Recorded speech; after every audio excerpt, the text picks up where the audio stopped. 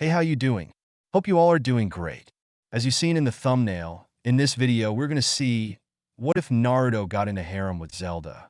This is part 1, and before getting into video, I request you to check the author of this fanfic and show some love and support. Name of the story is The Legend of Zelda, Twilight Princess Tremor 230 style by Tremor 230, do check it. All details in description. And if you want next part of this series, please leave a like, share, and consider subscribe. Let's get into the video. Also check out Patreon for uncensored spicy content. Link in description. Time clicked. Minutes passed. Hours flew away. Silence reigned supreme in the office. No one of the people present dared to talk. Jiraiya the Toad Sage was silently glaring in hate at his old teammate, as time kept passing in wait. His fight against pain resulting in the losing of his left arm, he had hinged into a copy of himself to cover his escape and had then subsequently substituted with a wooden prosthetic. No longer he respected her. No longer he looked at her with love, camaraderie, or even friendship. It was now just cold, detached business between the two. He had even stopped acting like a pervert when around her. He was now just a spy master working for the Hokage. Nothing more and nothing less. And that alone was tearing the woman inside. The members of what was once Team 7 were also there, the phantom of guilt still looming over them now. As it was 10 years before, and more now than ever, the choking feeling they had always managed to force in the back of their minds was returning with a vengeance by demolishing any justification they tried to come up with to ease their pain. The pink-haired girl, named Sakura more than the others, was the portrait of depression.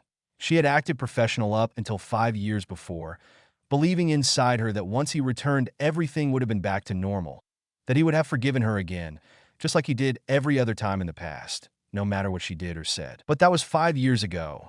Now she feared he won't forgive or even talk to her anymore. The raven-haired boy, his case, stood near her in silence, waiting for his friend to return, for his dobe, to be back and once again be cause of headaches and groans with his damn smile and always positive attitude. He was steadfastly suppressing the realization that he too, just like the others, managed to have even him to stop smiling and no hate after the last betrayal they had put on him.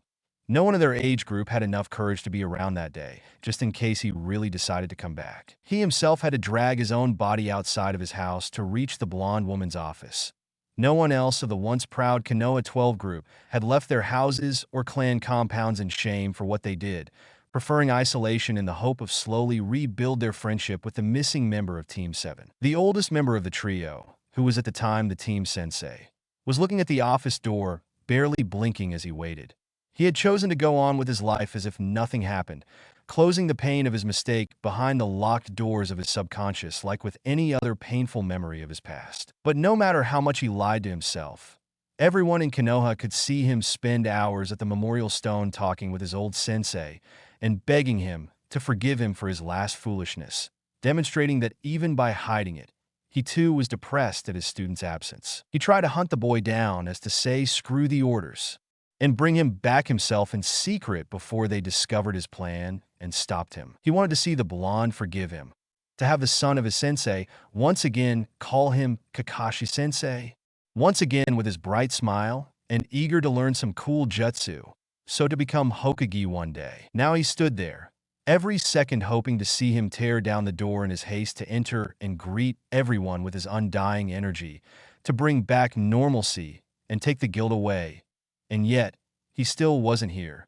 He still had to return. The village leader instead was sitting there with her back straight up and rigid. She was Tsunade Senju, the Godame Hokage, and was waiting. What she was waiting on was a letter, more specifically a letter from her godson, the one she had been forced to banish just to keep people calm.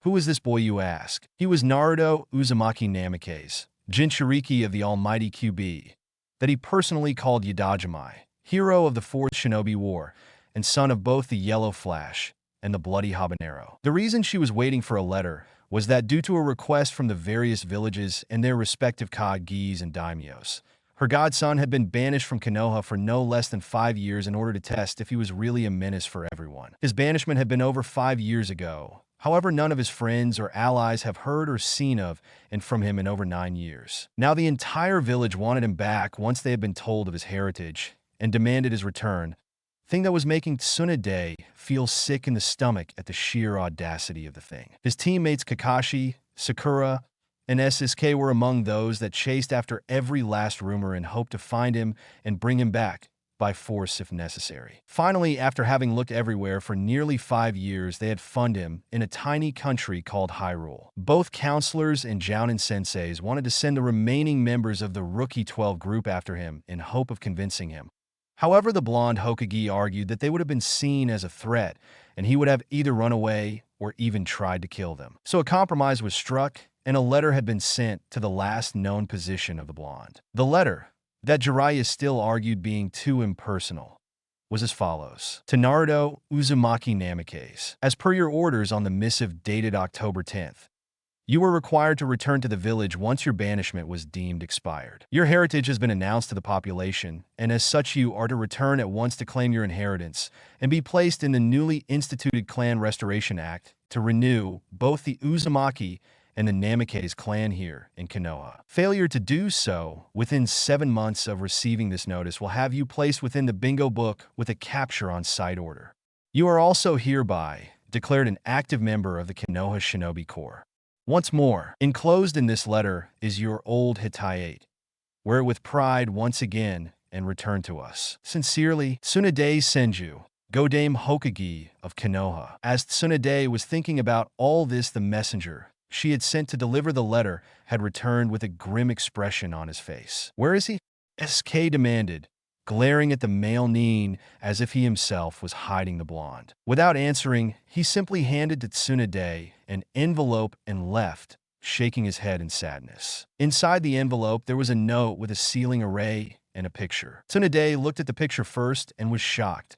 There in the photo was Naruto with 3 beautiful pregnant women, surrounded by 3 little girls, all with Naruto's eyes and whisker marks. She then looked on the back and saw that a name was on the back of each of both women and daughters. They were Naruto, Ilya, Midna, Yudajimai.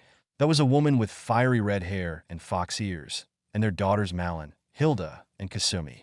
Each of the girls had also their mother's hair and face. Shakily, she then opened the note and went wide-eyed. With a shriek, she dropped the letter as if burning. Read aloud. What does he say?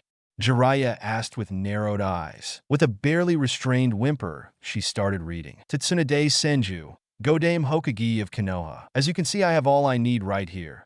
I will not leave the life and home I have here to return to the very place that I was cast out from, nor to those cowards and backstabbers that define themselves my friends. Even from a mile away, I could hear the village celebrating the fact that I was banished, or as you eloquently put it, momentarily sent away to train, showing that no matter what I do for you all, a lot of you still hold a grudge against me. I wandered long and hard before I found myself in my new home, and I will not leave everything behind just for a house and some money. If you people would have ever gave me all that had I returned, that is. I know how me and my family will be treated should I return, and I will not subject my daughters to that falsity and lies, or to your plans about using whatever power you think I have. Place a bounty on my head if you so wish, I don't care, but be prepared to go to war with all of Hyrule if you do.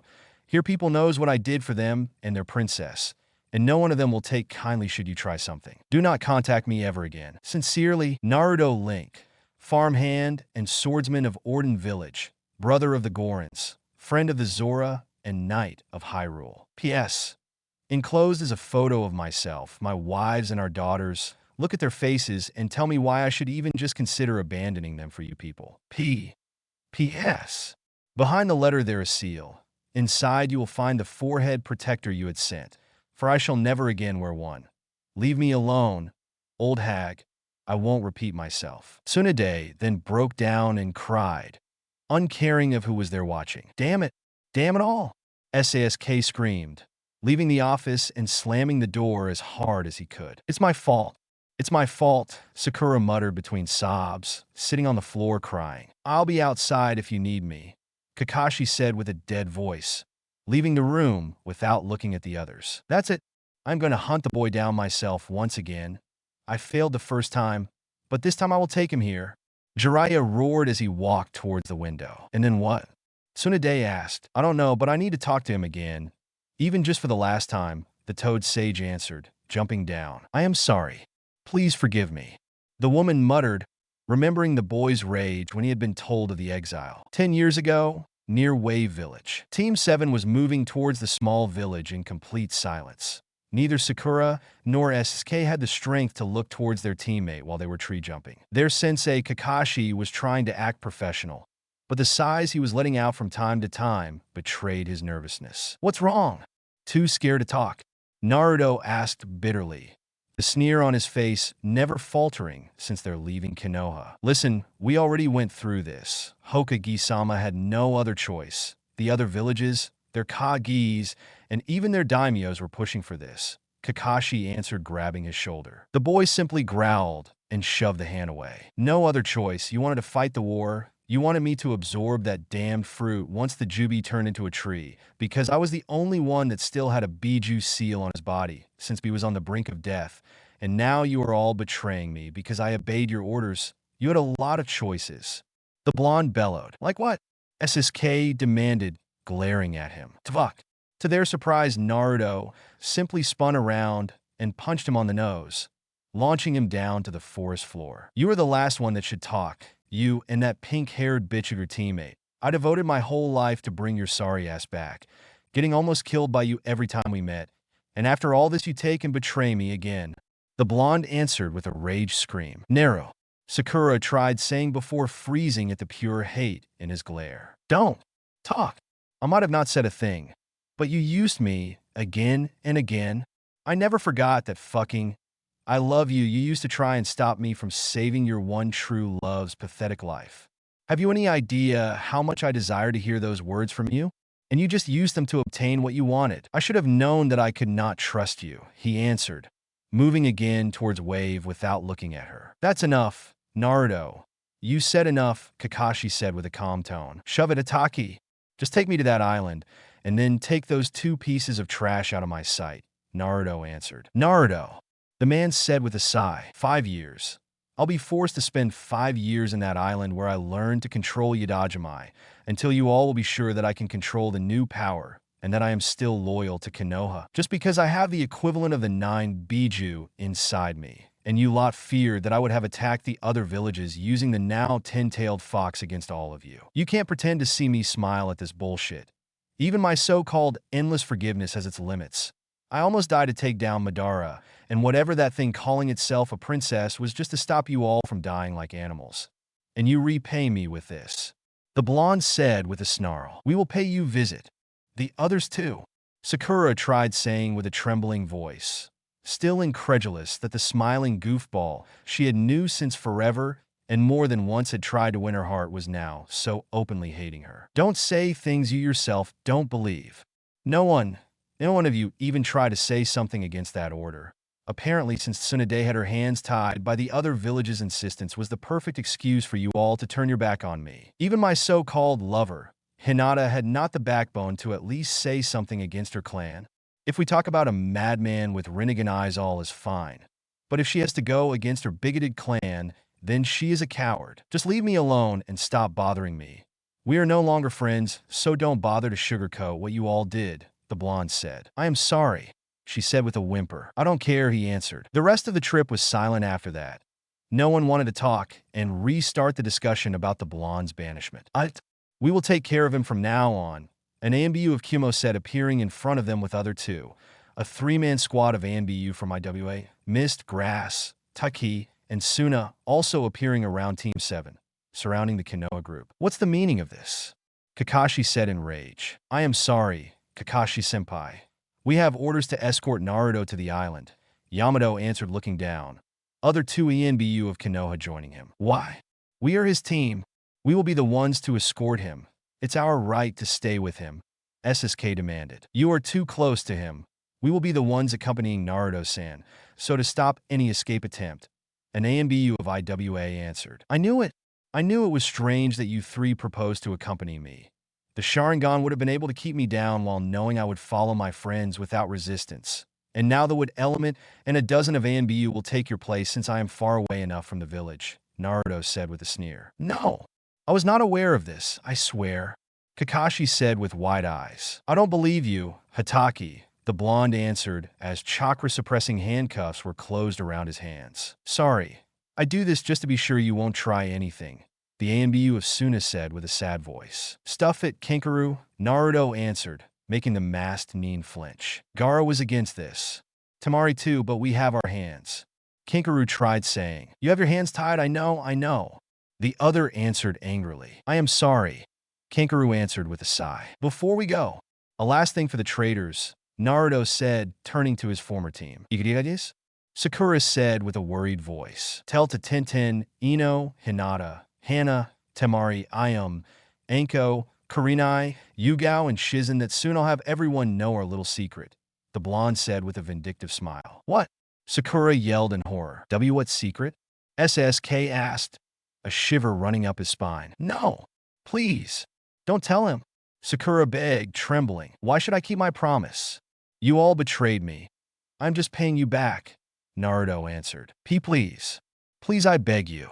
The girl begged, kneeling down, surprising everyone else. Nah. You know what happened after the fight against Madara and the Jubi, Hataki? Once we reached peace, and before you all decided to stab me in the back, Hinata and I decided to try and see if a relationship could work between us. It was easy, mind you. She practically worships me, so it was hard for me to do something wrong in her eyes. Everything changed the day after we first slept together, Naruto said with a sick smile. Please. Please no.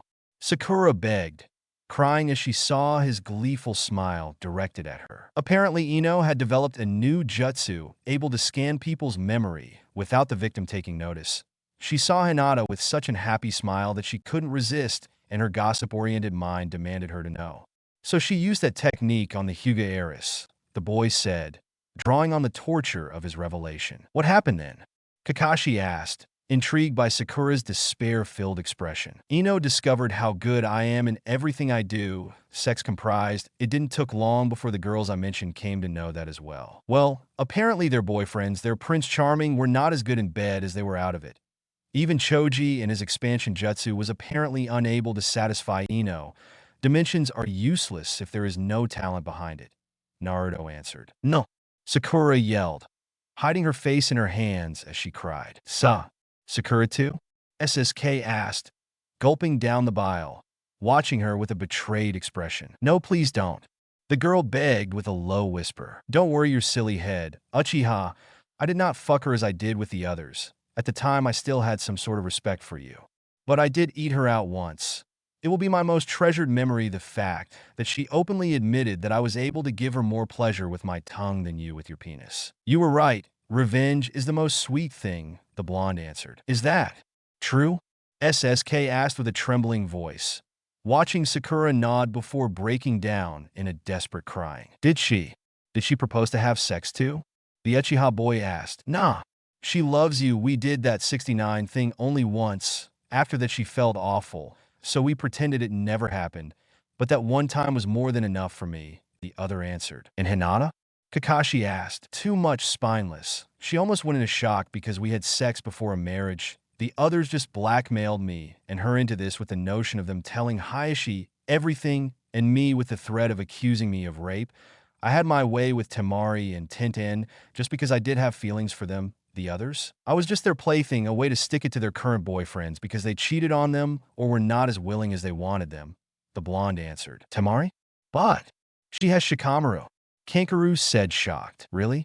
I didn't know that, I swear. The blonde answered with wide eyes. Yeah, we kind of were waiting to use it as an excuse to strengthen Suna and Konoha's relationship. How many times she asked you to do that? The other answered, his wide eyes hidden by the mask. Every day. If that lazy bastard doesn't start being more active, he will lose her. I did have some feelings for your sister. That's why I held the secret. I really hoped that we could have had some sort of relationship, Naruto confessed, passing a hand through his hair with a tired sigh. I am sorry.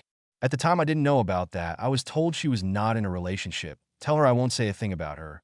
But also tell her that she disgusts me. Instead of admitting she already has someone she prefers to stay with him and betray him whenever he is not present. Tell her that I am ashamed of her. Sorry, he then said with a pained expression. So she didn't tell you about Shika. The scandal may be a bad blow on her image, but she'll have only herself to blame. I'll try to explain this to Gaara, Kangaroo answered with a sad sigh. Thanks. Let's go, we're late. An ANBU of Kyumo said, grabbing Naruto's arm to drag him gently. Okay, I don't see why I should run away. I am surrounded by cowards and traitors after all. This will be my occasion to leave them behind for a few years, Naruto said. Head dropped down as he started walking. Wait, I wasn't told. I will come visit. I promise. Kakashi yelled with wide eyes. I am sorry, but it was decided that other than the several ANBU squads from every village, no one will be able to visit him for security reasons. An ANBU from Miss said, shaking her head. Why, I am not surprised. The blonde muttered as he walked away. Wait, he is still my student. I have every right to see him. Kakashi said in anger. You never were my sensei back there. Hatake. What should be different now? Naruto answered without looking back, he and his escort disappearing behind the trees. I am sorry, Kakashi-senpai. I can't do a thing. I am sorry. Yamato said with a sigh. He then moved to join the rest of the ANBU, leaving Team 7 behind. Let's go home. I need to speak with Tsunade-sama, Kakashi said with a cold voice. SASK. I am. Sakura tried saying, shut up. Just shut up. I'm only happy that you stopped at that. But if we had a problem, you should have told me. Not run away and ask someone else. At least he never hold it over my head and never press for more. I don't give a damn about the others. Those bitches cheated on the others with a smile on their faces. At least I can see some regret in your face, the boy answered. Thank you, she said with a weak smile. This doesn't mean I forgive you. I would like to say that I will never forgive Naruto either, but seeing what he was condemned to, I can't find any strength in me to hate him. I would have probably done the same.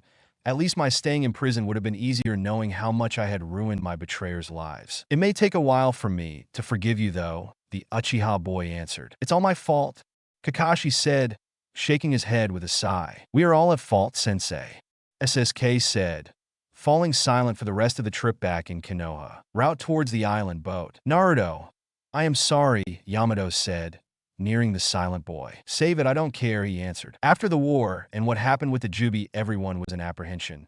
The only other Biju around is Killer Bee, and you still have part of the eight-tailed beast inside you as well as the QB and the other Bijus. Tsunade-sama tried to stall the thing as much as she could, but in the end she had to relent and accept this solution. The alternative was putting you in a seal-empowered coma and closing you somewhere, hoping that the surplus of chakra would have kept you alive but forever asleep, Yamato said with a sad tone. She is a 10-tailed fox now. You were afraid because you could see that after years of abuse, I could now have revenge for every Jinchuriki that you all used as you saw fit, especially Konoha. You feared that now I would have been able to lash out and make you pay the price of your actions, the blonde said with a sneer. No. While there you will be able to train and learn how to control the new chakra. In the meantime, Tsunade-sama and Gaara-sama will do their best to teach people to respect you and the others' sacrifice. Yamato said rapidly, worried about the boy. You people had all my life to learn to respect me. I can't see that change in 5 years if after 19 nothing changed. You know what is the sad thing? Back when Obito was still at the start of his war plans. In that same island, I was forced to face my dark side before starting my training to control Yodajimai's chakra.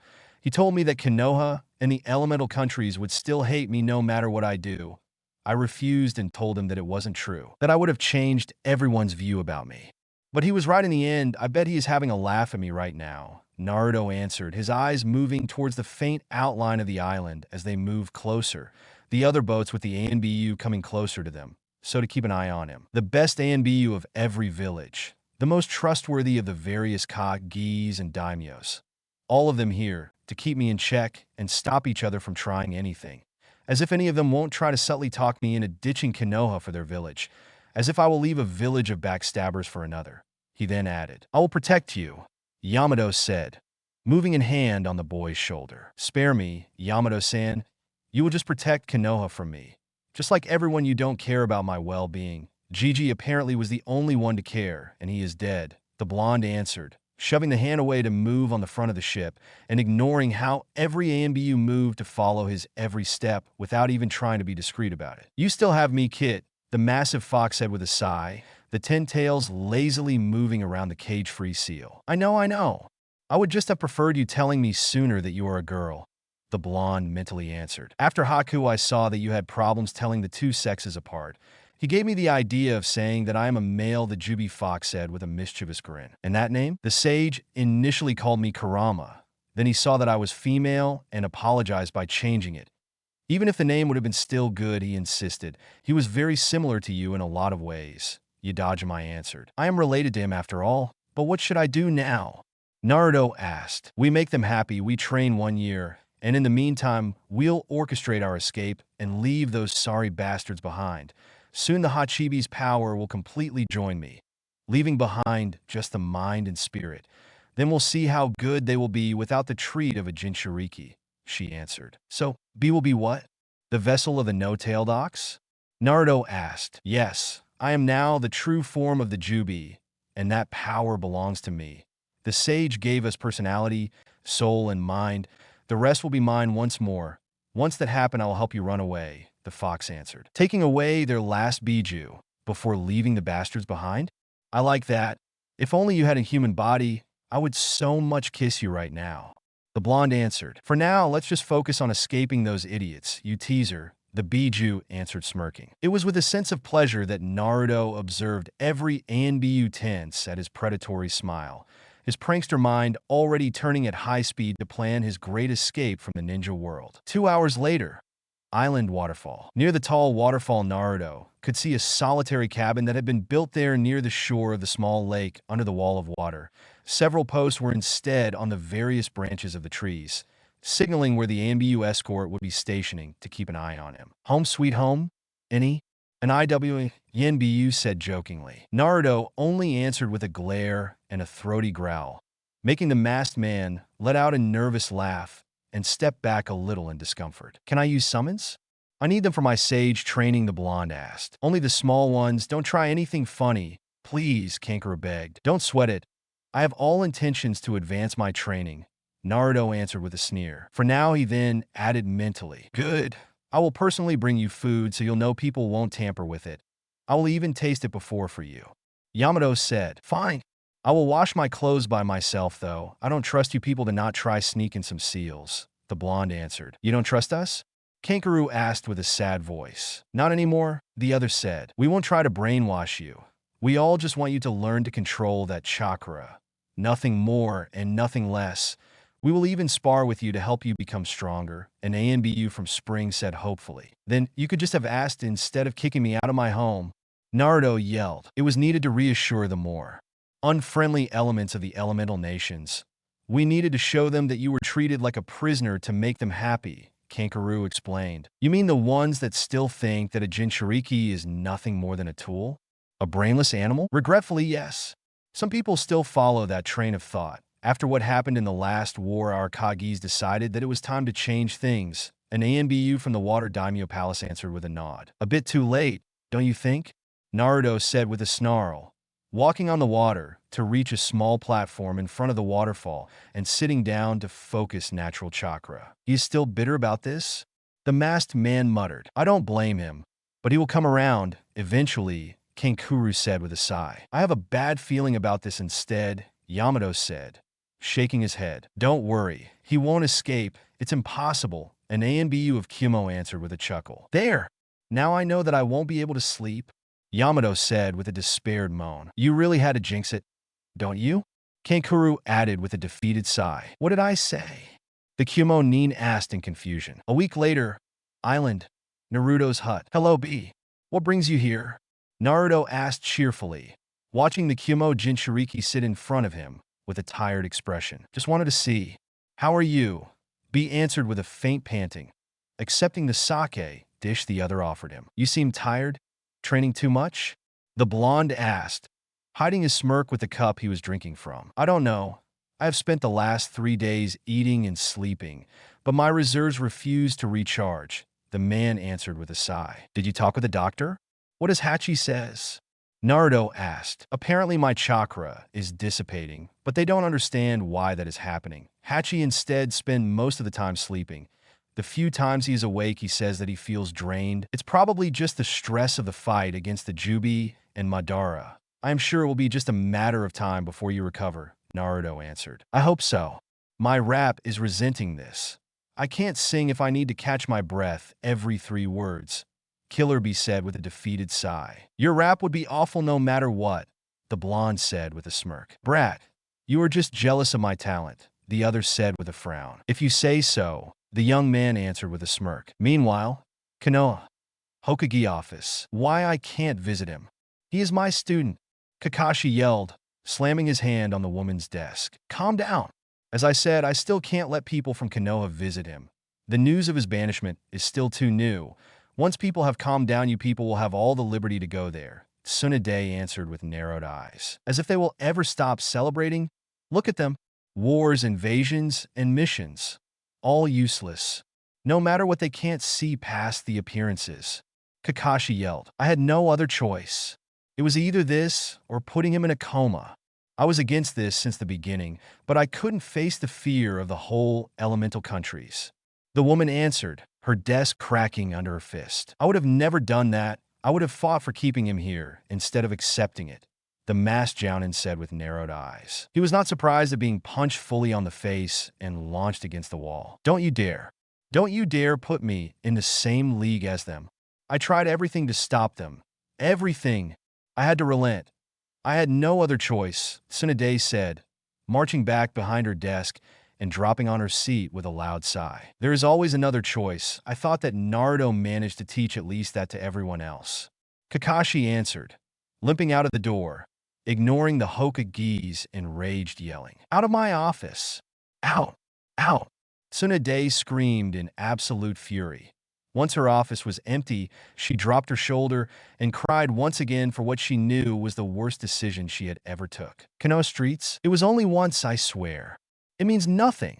Ino was yelling with wide eyes. Means nothing? Forcing a friend to be your sex toy with the threat of a scandal is nothing? Chuji answered. You are a wonderful boyfriend, sweet and caring, but... She tried saying, but I can't make you scream? Or was just the thrill of doing it in secret? Or even the fact you could control someone else to do what you wanted?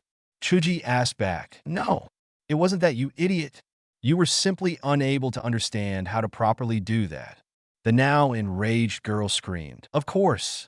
You cheat on me, and it's all my fault. How cruel of me. The Akimichi boy answered, throwing his arms up in mock disbelief. Tenen. While those two were arguing, Niji marched towards the weapon user with a disgusted sneer on his face. What do you want? She asked back. I had a talk with the Uchiha heir. Do you know what he did tell me?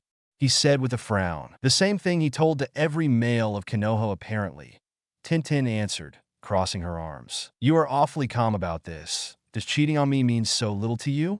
Niji asked, glaring at her. Considering that you were having an affair with that girl from the market district, I call it payback, she answered simply. How did you know that? Niji asked with wide eyes. She likes to brag about it. I happened to be in earshot and decided to pay you back for the thing. And let me tell you this, he was better than you in every way possible, dimensions included. The girl said with a vindictive smirk. Why you? Niji growled in rage. They won't be the only ones arguing for that. SSK had took his time to have the scandal spread widely in the village, making certain to have Hinata and the other girls take the blame, if not the biggest part of it. In a way, it was his way to pay for his betrayal and give to the blonde his rightful revenge. In his mind, if Naruto had to suffer for his banishment, the others too would be requested to share the burden of it. And there wasn't a better expert in revenge than SASK. 1 year later, Island Waterfall. It had been a difficult year for Naruto. The excessive chakra had been the most difficult to control, making him almost return to an academy student level in terms of control over it. But in 6 months, and with a ludicrous abuse of shadow clones, he had managed to return to an acceptable level. The various Ambu too were helpful, helping him both with sparring or throwing him kunais from every direction to help him training in evasion. The new improved chakra cloak of the fox had been a thrilling sensation that had made him feel high on energy the first time he tried it. He had also received some angry letters from the various girls, followed by the more gentle ones from the boys. He had been surprised to hear how SSK had apparently took on himself to spread the thing. The blonde had said that just to mock Sakura, but it seemed that the Uchiha boy had took him seriously. Oh well, when 3 months earlier he had asked to the young toad in front of him to tell Gamabunta to erase his name from the summoning contract, he had almost laughed at the summon's horrified face. Barely a minute later, a messenger toad has come to ask if Naruto could summon Gamabunta to the various ANBU. When the answer had been negative, the Toad summoning clan boss was called by the messenger itself. The tirade the giant toad gave to the blonde had then been loud, angry and filled with curses. In exchange of the boy not removing himself from the contract, a secret accord had been made. Listen, a tiny toad had whispered in the boy's ear, hiding in his clothes to not be seen. What do you want? Naruto asked, feigning a meditative pose. The boss is not happy of your situation. He wants to help you escape in exchange of you not removing your name from our contract. The summon answered. I am surprised to hear this, the blonde said. Having a summoner renounced to a contract is a mark of infamy for a summoning clan. The scandal may ruin us, the toad answered with a sigh. What would stop Jiraiya from reverse summoning me?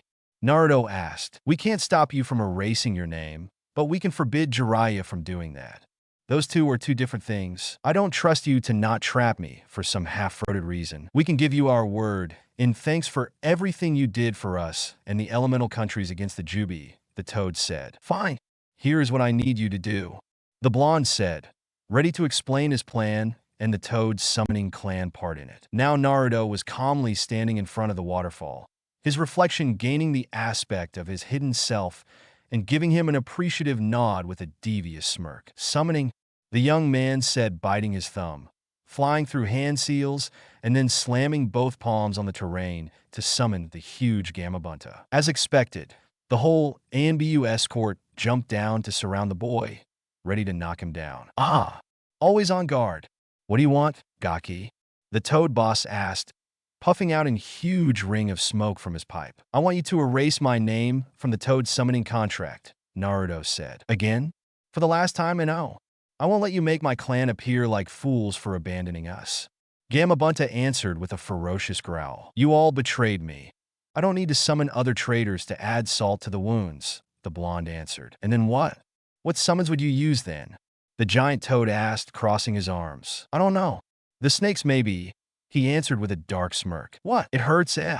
It hurts watching someone you know stabbing your back like that, Naruto said with a cold laugh. Fight me, brat. If you manage to land a single serious hit on me, I will remove your name. But in exchange you will promise to never think about joining the Snake Clan, Gamabunta said with a deep frown. And if I lose? The blonde asked. Then your name remains on the contract, and you stop this foolishness and become a good and respectful summoner, the toad boss answered. Fine to me. Come at me, Froggy, Naruto said with a smirk. Damn you, the summon said, charging at the boy, forcing the ANBU to jump away to not be squashed. Stop, an ANBU of Idai tried to say before the huge blade of Gamabunta went unsheathed and almost cleaved him in half. He decided to keep his opinions to himself after that. Stay still. I will just cut you down to pieces, Gamabunta yelled, taking a wide swipe, destroying the small house of the boy and taking down few trees with the power behind it. As if, Naruto said, stepping over the blade to jump away. Take this, the toad boss said, taking in a huge breath. Shit, Naruto cursed as the huge bullet of water impacted with the terrain near him, washing him away with the torrent worth of water. What's wrong? Am I too much for you, Gaki? You like that, Froggy? Gai busuke no jutsu, the blonde said, crossing his fingers, summoning a dozen of clones around him. Numbers won't help, the toad boss said, chopping down wave after wave of clones, ignoring the cries of the ANBU to stop the fight. But this will. Fuma Shuriken, Naruto said, summoning 200 clones, half of them turning into huge shurikens for the others to launch. Chi, that's it? Gamabunta said, boringly jumping to evade the weapons and catching one in his hand, looking at the small thing between his fingers with a small chuckle. You should know me. I like to be unpredictable, Naruto said. Haha. Then get serious. You won't win this otherwise, the giant toad said with a long laugh, tossing the Fuma Shuriken behind his back, the strength behind the throw making the weapon disappear over the horizon. Well, I have one instead, Gamabunta, Naruto answered with a wide smirk. Ah? The toad boss said in surprise. What do you mean, Naruto? Yamato asked in confusion, the other ENBU behind him, too, nodding to show their confusion. Oh, that's easy. I just escaped an island full of trained ANBU, sensor ninjas, and several other guards thanks to Gamabunta, the blonde answered, his smirk widening even more. What do you mean?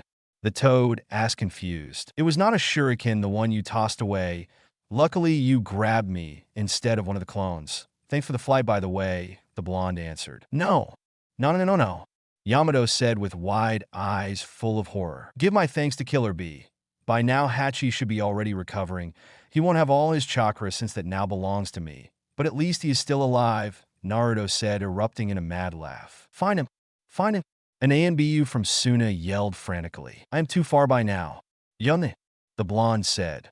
He and the others disappearing in a chorus of puff noises. Just to be clear, I didn't know that the shuriken was the gaki. I need to go.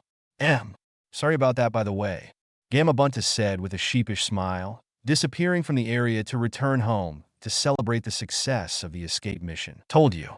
Never say that something is impossible when talking with him. He will just do his worst to prove you wrong, Kankuru said with a sigh, shaking his head as the other Yinbiyu run away to find the blonde. What have I done? Yamato muttered. You nothing. We as a whole. We gave him enough reasons to leave the elemental countries behind and never return. I need to go. Gaara will want me to hear how things are going, and I fear he will skin me alive for this. The painted boy answered with a whimper, already imagining the wrath of the former Ichibi Jinchuriki and current Kazekage. With the transformed blonde, the Fuma shuriken was still spinning through the air as it flew above the sea. Once passing over a lone merchant ship, it transformed back into Naruto, a wide smile on the blonde's face. There it is, perfectly in time, he said, trying to glide towards the ship. Wherever it goes doesn't matter. From there we will just take the first ship that leaves the elemental countries never to return. The Jubi Fox answered as the teen landed in the water, resurfacing and then standing on it. It was hard to not have those bakas understand why I wanted to spend some time on the beach of the island, but I needed to see when that ship would pass near enough for me to reach it. Once every 2 months at this hour. Perfect execution, Naruto answered. Yes, we are awesome. I know, the Biju answered with a proud smile. Hey there, can you give me a hand? The blonde asked, jogging towards bewildered crew that saw him fall from the sky. And how do you know how to walk on water? One of the men on the ship asked with a curious expression. He had a pair of pointy ears, but otherwise was pretty normal looking. Trained to use few tricks, Naruto answered. Are you a mage? The man asked with narrowed eyes. No. A warrior that is trying to have a new chance at life. I am tired of fighting, the blonde answered. Let him. An old man said in a language the blonde did not know. You sure, old man? The other asked back. Good. Eyes, the old man answered. He seemed to have problems talking. Fine. Jump up, boy. Old man Link says you are good, so for this one time I will trust him. I am Shilon, captain of this ship. We are leaving those waters and returning to Hyrule. So maybe we are not the ship you need, the man said. No, it's exactly what I need. If I return to the elemental countries, I won't ever be free to have a normal life. If I need to work here to repay you, then so be it. Hard work never scared me, the blonde answered, accepting the captain's hand to jump on the ship's deck. Good to hear that. Now I just need to teach you Hylian so you will be able to understand what the others back home say. I hope you are a fast learner because we only have 6 weeks before reaching home, Shilon said with a sigh. I usually are. I'll try to learn the basics and then just gesticulate a lot, Naruto answered with a smirk. That usually works fine as well. What's your name, boy? The captain asked with an amused tone. Naruto. Just Naruto, he answered, refusing to give too much information to stop future researches. Nephew. Link. Hide. The same old man said, his musical language interrupted by the groans of pain from his throat. What? The blonde asked. The old man. That should not talk because he still has a damned wound on his throat, Shalone said, glaring momentarily at the old man. He is suggesting to give you his same name and tell people that you are his nephew, so you will hide better. I don't know why you should hide from your home, but the lesser I know, the more away from trouble I will be, the captain said. So, I should be? Naruto Link. Yeah, it sounds strange. We'll just say that you have a malformation in your ears that you don't like to talk about. Sorry, but those are pretty strange, the man said, rising his hands in a placating manner. Same goes for me. With those ears you look like elves, Naruto commented. Whatever, now come.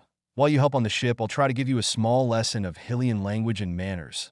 Old man Link will take care of the rest. He works in farm back in Orden Village. A new ranch hand will be surely appreciated there, Shalone said, patting on Naruto's shoulder. Why he is here on this ship? The blonde asked. He likes to travel at sea. The doctor suggested to try to see if the air of the sea would have helped heal his wound and give him back his voice.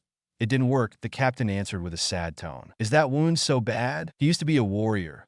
An arrow to the throat almost killed him. He managed to survive with just losing his voice. Since then, he works in that farm. I was there when he was told that he would have probably remained mute for the rest of his life. He didn't take that well. I was the one to present him to the ranch owner. He is pretty good from what my friend told me, Shalon said. I see, well, it's thanks to him if you people took me in. May as well repay him by helping him at the farm, Naruto answered. Glad to hear this, boy. Now come. I'll show you where the cleaning supplies are. You'll start from the basics. Ha ha ha, the captain said with a loud laugh. Meanwhile, while the boy was slowly learning how to help the merchants and taking lessons in Hylian language, back in the elemental countries, utter chaos exploded as the news of Naruto's escape rapidly became new, even though the ones knowing the blonde enough were not surprised to hear that he managed in what seemed an impossible task. The real tragedy arrived when the Toad summoning clan had accidentally let slip the fact that he was the son of Minato Namikaze, Yondaime of Konoha, turning what were only voices and speculations into pure facts, making the veritable hunt for the blonde became frantic. Helped by the fact that Jiraiya could not reverse summon the blonde because he had somehow prevented the Toads from doing so, or at least that was what he was being told every time he asked. All of this was unknown to Naruto. But even if he knew that he wasn't about to care, focused as he was into looking for a new life in the land of Hyrule, far and far away from Konoha, and every bad memories the elemental countries held for him. It had been 3 years since Naruto had left the elemental nations behind to start his new life and hopefully forget about his past as a shinobi. At the beginning, it had been hard to move from being a warrior to being and helping a farm, especially when knowing just the bare essentials of Hylian language. But as usual, it was nothing that a constant abuse of the shadow clone jutsu applied with whatever he learned with school books in tandem with the captain of the ship that had brought him there could not resolve. Now, after 3 long years of boring lessons, he could talk almost freely with the people of the village. And between his attitude and his working at the farm, he had made way more friends than the ones he had back in Konoha, and something told him that this time they were real friends. He was also loving the perks and being a farmhand. He never thought that riding a horse could be that funny. The mare that stuck to him like glue seemed to second his thoughts, as she literally forbidden everyone else from riding her. She was Naruto's precious Epona-chan after all. Now there he was, taking a pause after another lesson of swordsmanship with Ruzzle, the main protector of the village, and talking about simple things as the day was slowly turning to night. Both teacher and student walking towards the entrance of the village before stopping to watch the sun, reflecting on the spirit's spring waters. That was another thing that surprised Naruto, the aura of mysticism that permeated the land of Hyrule and its surrounding territory. He wasn't new to goddesses and spirits, and ghosts still terrified him.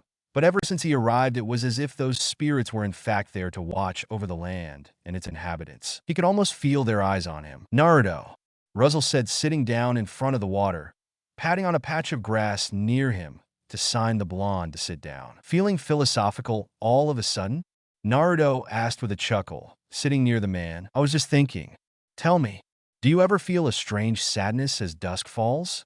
They say it's the only time when our world intersects with theirs. The only time we can feel the lingering regrets of spirits who have left our world. That is why loneliness always pervades the hour of twilight. Ruzzle answered with a sigh. I always thought that our precious people never leave us instead. They are our driving force and represent our will to do great things. An old friend of mine helped me learn this lesson.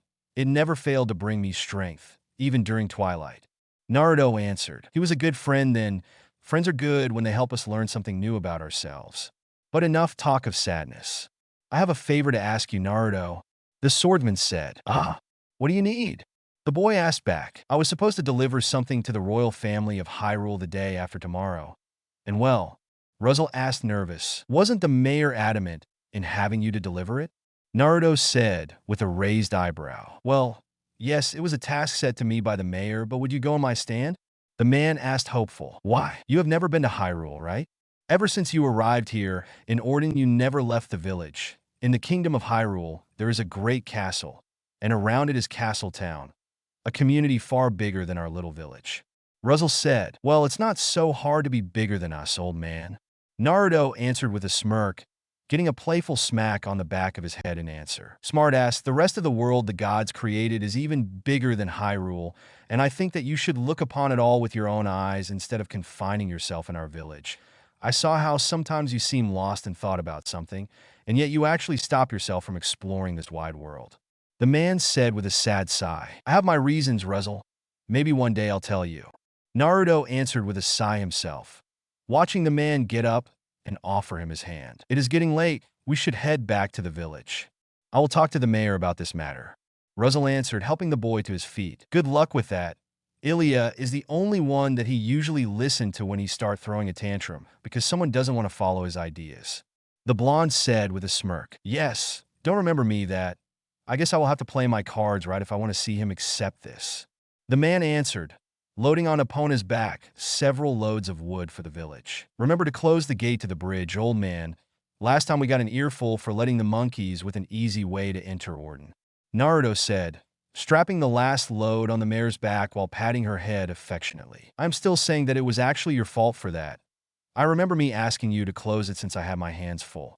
Ruzzle answered, I remember the thing being the other way around, but if you say so. The blonde said with a wide smile, loudmouth and smartass, a terrible combination. The man muttered with a sigh, Come on, old man. If it wasn't for me, you people would all be dead of boredom. Naruto answered, both moving back towards the village. That is also true. The kids of the village simply love you. If I do something, they will personally make me pay. The swordsman answered with a chuckle. See? That's better. Just admit that I am awesome and everything will be okay. Naruto said with a superior smirk on his face. Brat, Ruzzle muttered, shaking his head with an amused smile. Meanwhile, Elemental Country's Suna. A hinged Jiraiya walked out of one of the most frequented bars of the village, having hoped to hear from the numerous shinobi customers about his missing student. It had been a disaster when the news of Naruto's escape became public knowledge. Every single village, big or small, went into a frenzy and had sent their best trackers and hunter nin to find the boy and secretly try to have him join them. Konoha, above anyone else, went absolutely crazy in order to find the running blonde. He, along Team Kakashi, had literally upturned every single rock from Konoha to spring in order to find him. Sasuke, Sakura, Sai, and Kakashi were practically jumping at every rumor about people meeting someone even barely matching Naruto's description and hunting down whoever may have met him. The Uchiha boy was showing signs of mental breakdown after every unsuccessful attempt, and Tsunade herself wasn't in any better shape.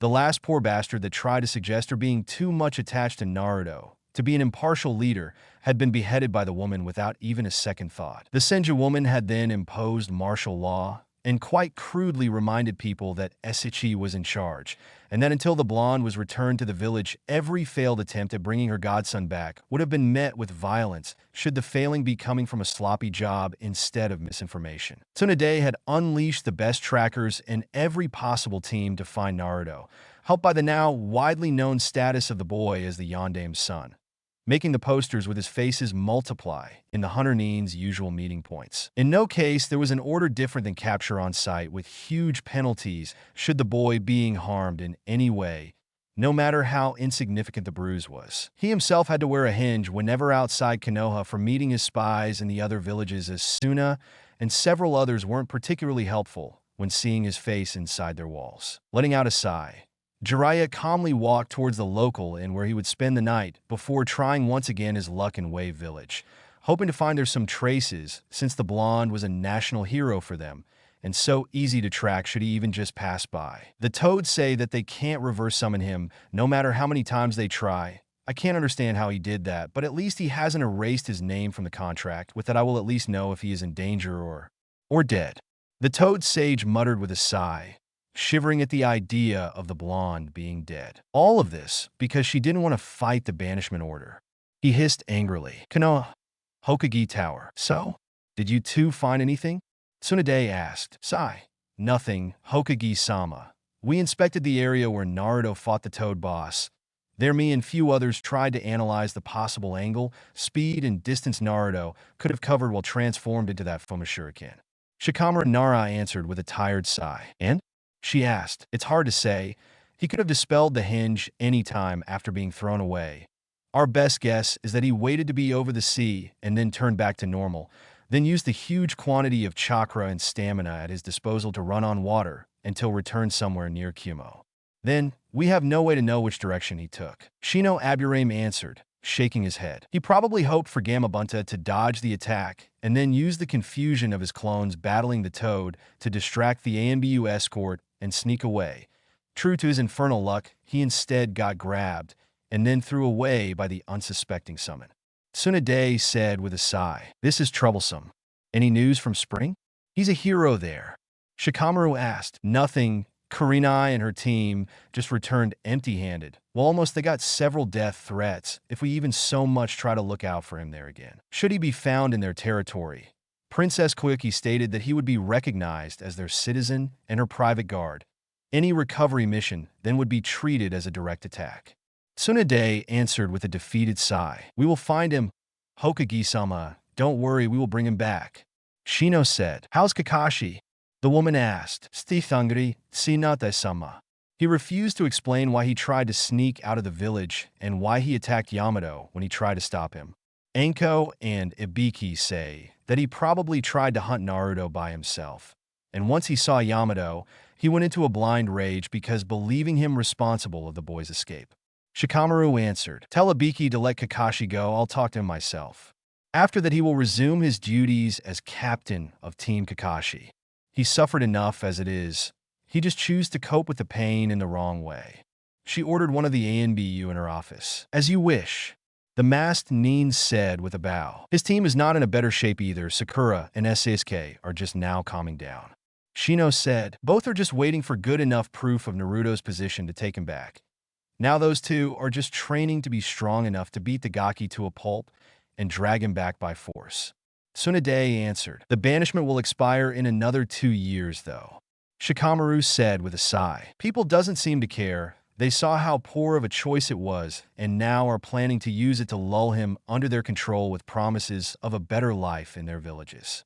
I just want him back as my godson. I don't give a damn if he then decides to stop being a shinobi and work as a gardener. I just want him back here." She answered with a sigh herself. "Maybe he will come back once those 2 years passed. And he is just staying low to avoid problems, Hokage-sama. Maybe he will decide to come back by himself once this time passed." Shino proposed, trying to sound convincing instead of monotone. "I hope so, Shino. I really hope so." She answered with a subtle sob, once again berating herself for permitting all of that to happen. The next day, Orden Village, Naruto's home. "Hey, Naruto! Hey, Naruto! You there?" A voice called out from outside, making the blonde groan and sleepily walking towards the window. "Oi, what's wrong, Fadu?" he asked. "Hey, you mind helping me herd the goats? They ain't listening to me lately." The man asked with a needy expression. "I am coming, so stop yelling." Naruto answered with a groan. It was not a surprise that Fadu needed help. He remembered how stubborn those animals were. He almost showed up his ninja training when during his first week of work those beasts almost ran him over. He had been on the brink of using a Rasengan and turned them to pieces when he remembered his vote of keeping his abilities hidden. Still grumbling about being woke up, he wore his working uniform, a plain white sleeveless shirt over plain pale green pants and his old shinobi sandals. Former ninja, or not, those were very, very comfortable. "Hey, where's Epona?" Fadu asked. What are you?" "Wait here. I'll take care of that," Naruto answered with wide eyes, before narrowing them at seeing the recent traces of the mare moving towards the spirit spring. "Come on now, hurry on up and bring Epona with you," the other said with a moan. "It will take a minute. Wait for me at the ranch, I'll be there," the blonde said, hurrying to follow the traces and hopefully show to the poor bastard taking his horse why that was a very bad idea. Spirit Spring. When he finally arrived at the spring, he found Ilia, the mayor's daughter, calmly petting his horse with a gentle smile on her face, giggling when Epona gently bumped her head against her hand. Her smile grew wider when she saw Naruto looking at her with crossed arms. "Oh, Naruto," she said. "What are you doing?" he asked. "I washed Epona for you," Ilia answered. "Oh, really?" Naruto said, smiling himself and coming closer to her. "Oh, Epona is a girl too, so you have to treat her nice like one," she answered, crossing her arms. "You mean in the same way I treat you?" he asked, caressing her now very red cheek. "I prefer you not to, actually," she answered, kissing him rather passionately. Another quirk of living in Orden Village. She loved the wild and the nature, and had a gentle nature that remembered Naruto of Hinata, but with a way stronger will and backbone. He had by chance caught her bathing and expected a fierce beating like Erosenin was usually the victim of. His reaction changed to surprise when Ilya jokingly asked if he wanted to join her. Catching the trap, he countered by doing just that, all to her surprise, and that became a challenge about who would be the first to embarrass the other the most.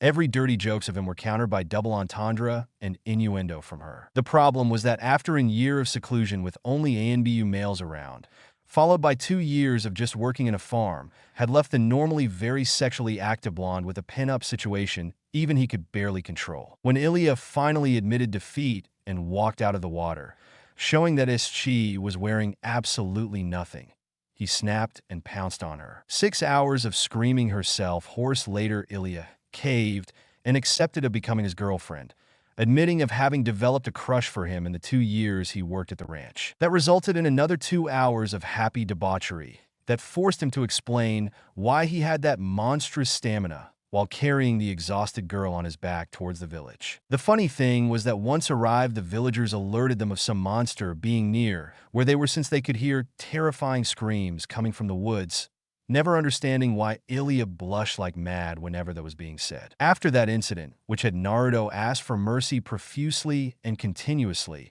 the two started a more normal relationship, obviously hiding from her father that they kept having fun in the woods whenever possible. The thing also further enlarged the legend about a screaming, which living in the woods, always asking for something stronger or harder. Not now, people may see us here, Ilya said with a whisper, moaning as his hand moved on her ass to give it a strong squeeze. I was joking.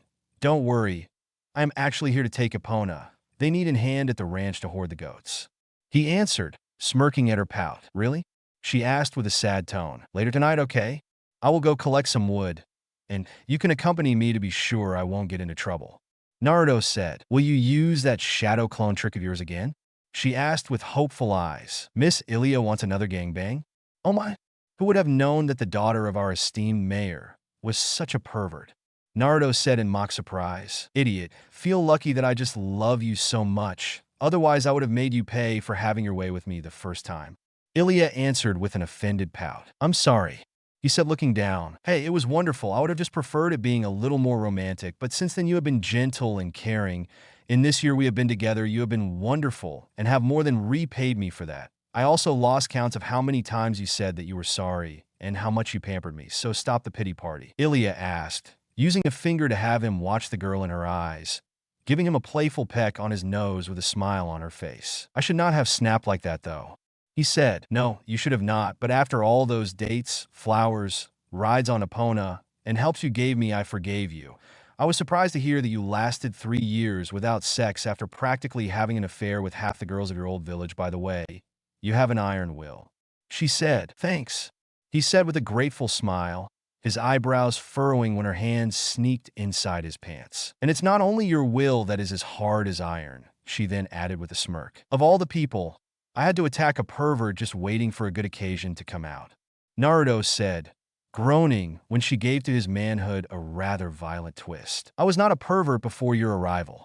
You corrupted me, Ilya said, blushing herself as his hand returned to massage her. But if you say so, oh, please stop any more, and I will be forced to ravage you here and there. The blonde pleaded as her hand started a slow up and down motion. MH, she muttered, moving on her knees with a mischievous smile. No, don't do that. You need to go away, he tried saying before going cross-eyed as her tongue started doing wonderful things to his lower regions. Pop, just to make sure that you will go collect some wood tonight, okay? She said teasingly, dressing him back. I am so gonna make you pay for this, Naruto said with a groan. Promises, promises, oh, but listen, Naruto. Could you do something for me? Ilya asked with a superior smirk. As long as it doesn't require me taking off my pants, Naruto answered. Idiot, can you use a piece of grass to play that song for me? You know, the one Epona likes? She asked. As you wish, the boy said with a nod, taking a near leaf to play a little song. During their various dates, Naruto had discovered that she liked music. Since then, whenever she looked sad, he would just take and use a plant to play a little melody for her. It was one of the numerous things he learned to do in order to have the girl forgive him for his attack. It's such a nice melody. Even Epona looks happy. Well, she's all prettied up now, so I suppose you can ride her back. But don't make her do too much. Okay? She said, don't worry. I'll just have her do enough to maintain her girlish figure. I promise. Why you did this without telling me before, though? I almost had a heart attack when I saw she was not around. The boy said, oh, I wanted it to be a surprise, hey. What about going to the Hyrule Festival together? Ilya answered. She laughed at his frowning expression. Why not? Sounds like a good idea. Naruto said with a nod. Wonderful. Now go before Fathu comes here to forcefully drag you towards the ranch. The girl said with an happy smile. As you wish, honey. He answered, kissing her cheek before mounting on Epona. Don't call me honey too much. I may end up liking it. She said. Why not? I won't mind having you at my side for the rest of my life. Naruto answered, sprinting away and leaving the blushing and spluttering girl behind him. You do know that you basically said you wouldn't mind marrying her, don't you? Yadajimai asked with a raised eyebrow. I know, and I don't mind what? Are you jealous? The blonde asked back. What? Me? Jealous? No. The huge tin-tailed fox said with wide eyes. You don't sound convincing. Naruto sing-songed with a knowing smirk. Baka!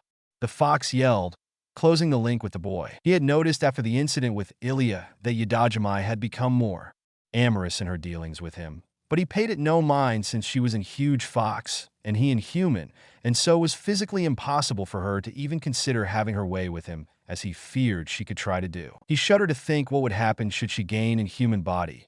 Trying to stop Yadajimai from understanding that his shivering came from his fear of her, he pushed Epona forward. 2 hours later, Orden Ranch. Bah! With a last, annoyed-sounding call, the remaining sheep was forced to be heard inside, making a sighing Naruto finally catch a breath. Damn beast, I almost missed catching Tora. I never thought I would miss that useless cat, he admitted with a sigh. Naruto, Epona, much obliged to both of y'all, Fathu said with a wide smile. Nah, don't worry, it was nothing. I am here to help. The blonde said, I can cover everything tomorrow without having to trouble you, so just sit back and relax, bud. He answered. Later that day, the blonde former shinobi was calmly fishing in a secluded area of the village, a peaceful smile on his face, while he hummed a little tune by himself. While to everyone watching it would seem that he was just sitting there in silence. In reality, he was having a little talk with the tin-tailed vixen sealed inside him. You know, we used to be important once, great awesome heroes. Yadajimai said with a sigh. What do you mean? The blonde asked. I mean, we used to fight bandits, save entire countries from power-hungry midgets while slaying missing neens. We were powerful warriors that defeated evil organizations bent on world domination. Evil masterminds manipulating entire villages from the shadows, and even a so-called evil goddess and a monstrous entity embodying destruction. We shouldn't just help herd goats. We should go around having epic adventures and do cool things. The vixen said with a moan of annoyance. Huh? Do cool things? You sound like Konohamaru when he asked to play ninja. I don't know, I kind of like living like this. It's peaceful for once.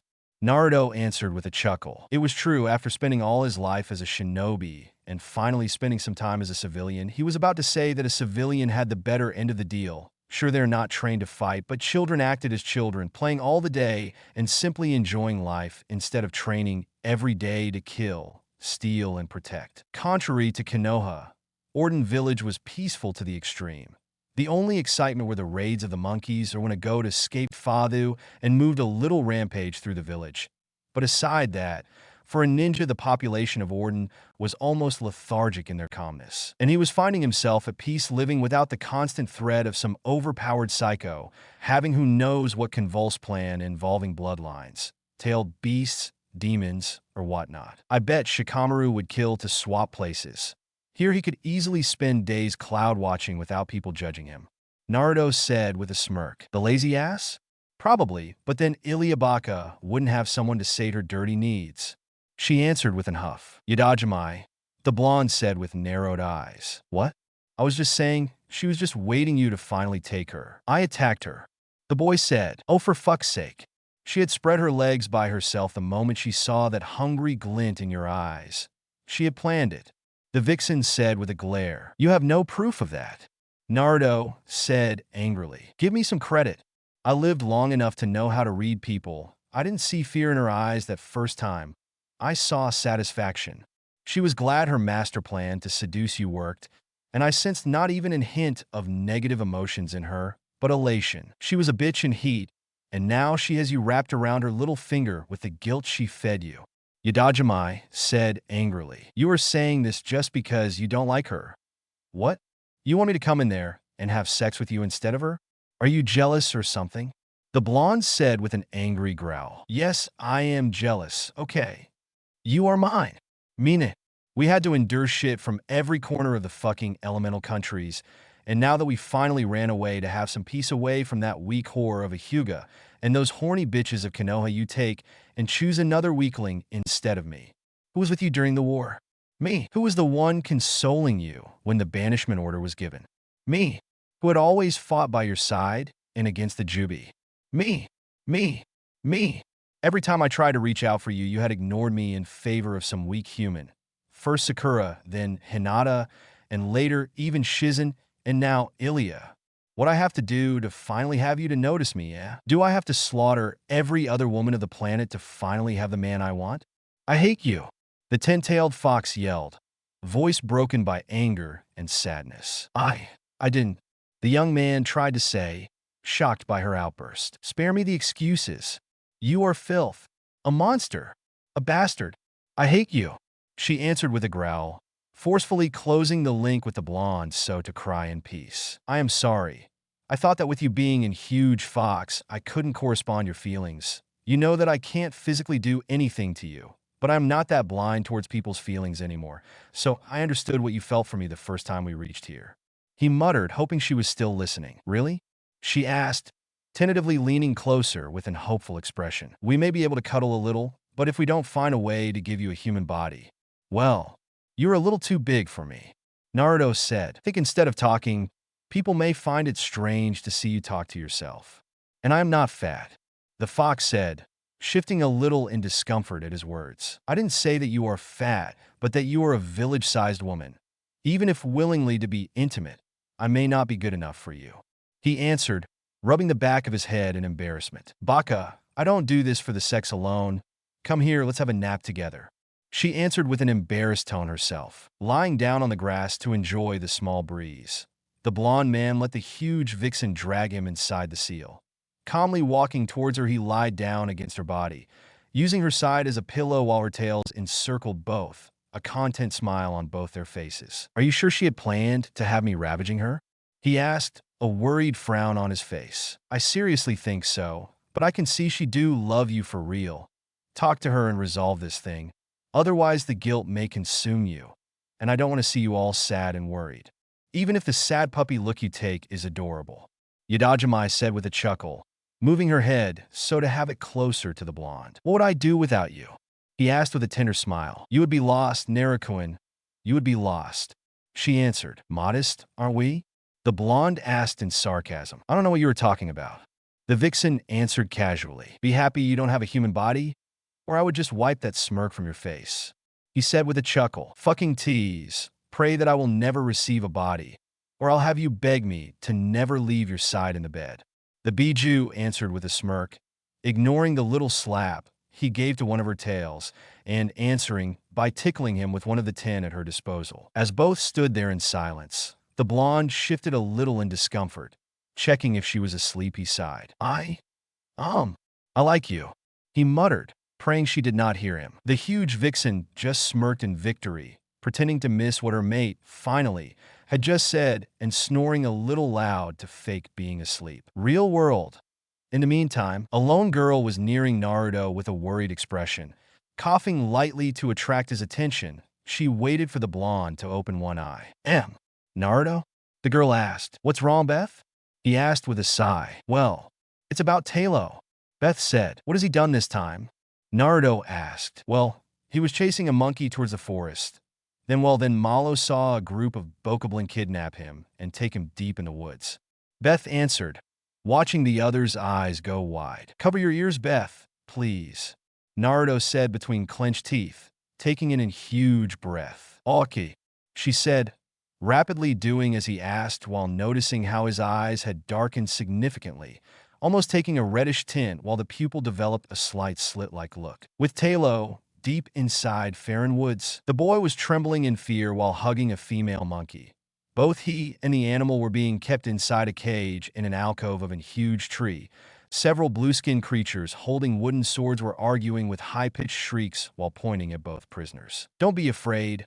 I am sure Naruto will save us," Tailo said, trying to console himself and the scared monkey. When a loud scream of rage echoed in the woods, even the bokoblins shivered at the pure, undiluted fury in the voice. "Tailo, I am gonna fucking murder you," Naruto's voice said, his furious roar soon following as trees were being blown apart from whatever natural disaster was tearing the forest apart while marching towards the boy. Mr. Bokoblin?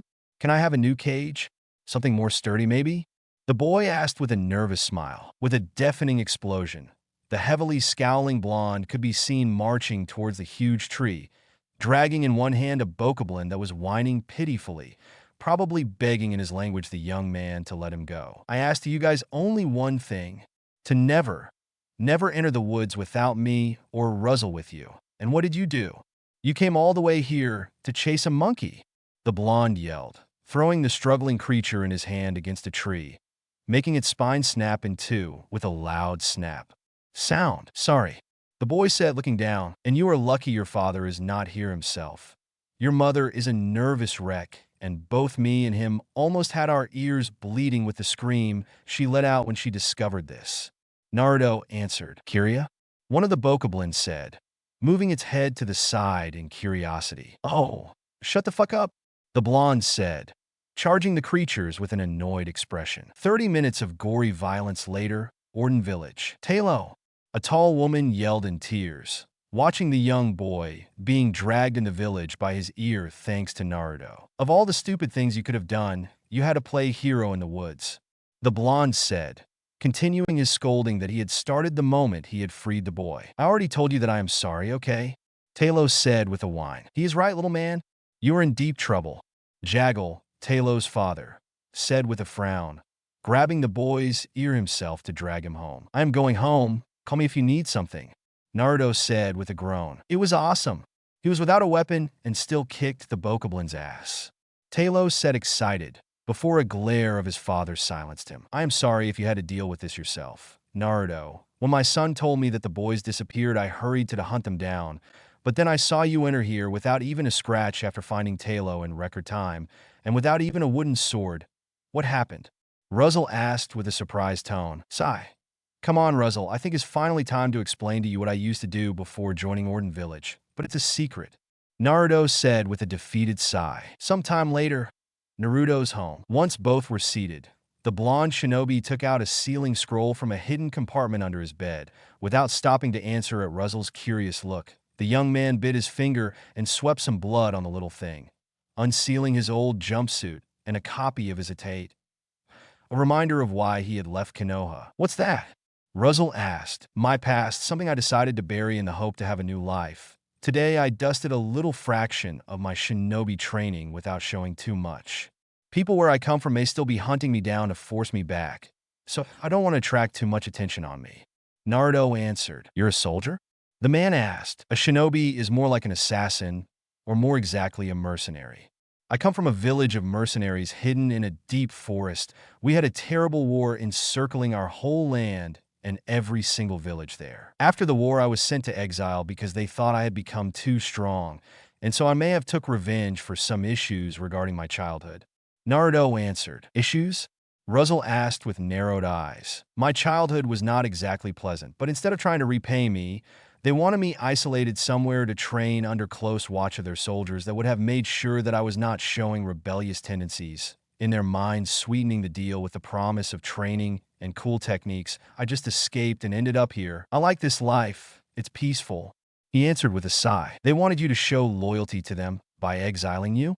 That doesn't make a lot of sense if you ask me," Ruzzle said, scratching his head. "Welcome to my life, then," the other answered with a shrug. "So you fear that should your talent come out, they will find you and force you back into being a mercenary?" the man asked. "Right in one. What will you do now?" Naruto asked back. "Let's say that in exchange of some tips on my training, I might help you hide everything," Ruzzle said with a joking smile. "If you say so, old man," Naruto answered, both exchanging a chuckle. A former war hero reduced to farmhand, a radical change of pace, that's for sure. The man said, amused. It was my own decision. I was a child when I started my training. Now it's time for me to retire. Naruto answered, I am sorry to say that this won't be possible. You are a warrior, and sooner or later struggles and quests will come knocking at your door, Naruto.